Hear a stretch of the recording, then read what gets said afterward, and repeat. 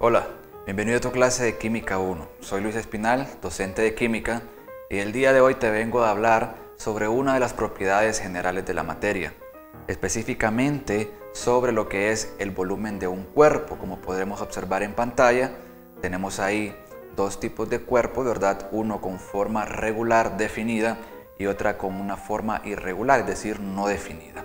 Partamos de los objetivos que se plantean en este video. El primero de ellos es establecer las diferencias en los métodos para calcular el volumen de un cuerpo. También aprender técnicas de cálculo de volumen. Y por último, conocer el principio de Arquímedes y utilizarlo para la obtención de volúmenes.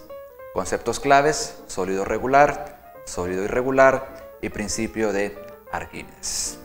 Bien, como lo mencioné al inicio, podemos nosotros calcular el volumen de un cuerpo de diferentes formas, ya que la materia se presenta en diferentes formas. ¿Qué hacer cuando el cuerpo tiene una forma definida? Como este paralelepípedo que tenemos aquí en pantalla, podemos observar que tiene una altura, una longitud y una profundidad, por lo tanto tiene una forma definida. Bien, cuando se nos presentan este tipo de cuerpos, la matemática es tan perfecta que se han diseñado ya alguna serie de fórmulas que nos permiten a nosotros calcular los volúmenes partiendo de fórmulas ya establecidas, como las que tenemos aquí en pantalla. Por ejemplo, si queremos calcular la fórmula o el volumen de un cubo, basta utilizar la fórmula del área al cubo. Si tenemos un paralelepípedo, pues vamos a utilizar lo que es la altura de A por B por C, en donde estas variables no son más que la altura, la profundidad y lo que es la anchura. Si tenemos prismas, pues ahí tenemos la fórmula, ¿verdad? Si tenemos cilindro, también vamos a utilizar lo que es la altura, ¿verdad? Como variable principal. Si es una pirámide, tenemos un tercio, ¿verdad?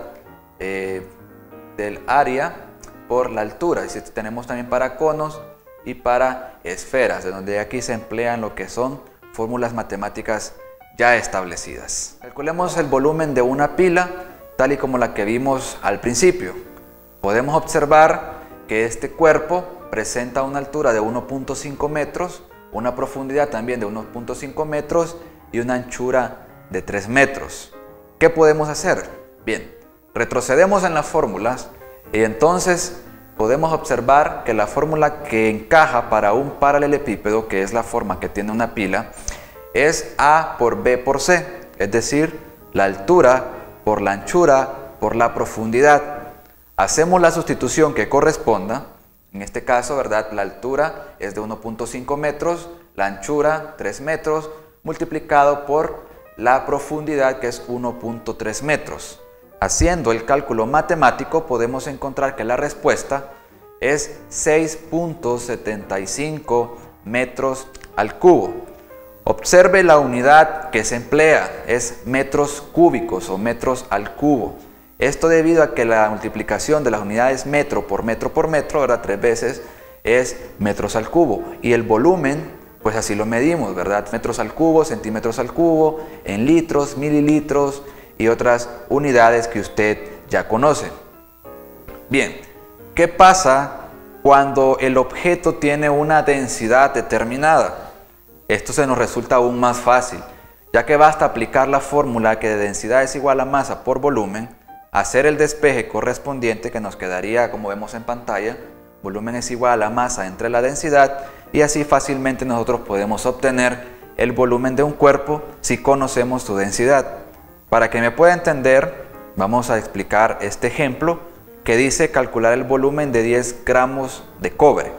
Bien, existen algunas tablas que nos proporcionan ya los datos de estos compuestos, ¿verdad? De estos elementos, y tenemos aquí en pantalla la fórmula que vamos a aplicar. Ya la habíamos visto. Volumen es igual a masa entre densidad. Busco lo que se me pide, que es el cobre, y vemos que tiene una densidad de 8.4 gramos sobre centímetro cúbico.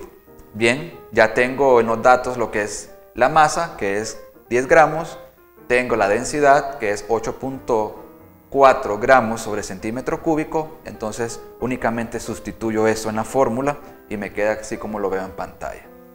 La respuesta de esto es 1.19 centímetros cúbicos, ya que las unidades que se cancelan son gramos, podemos observar, gramos en el numerador, gramos en el denominador, se cancela y por lo tanto me queda centímetros cúbicos.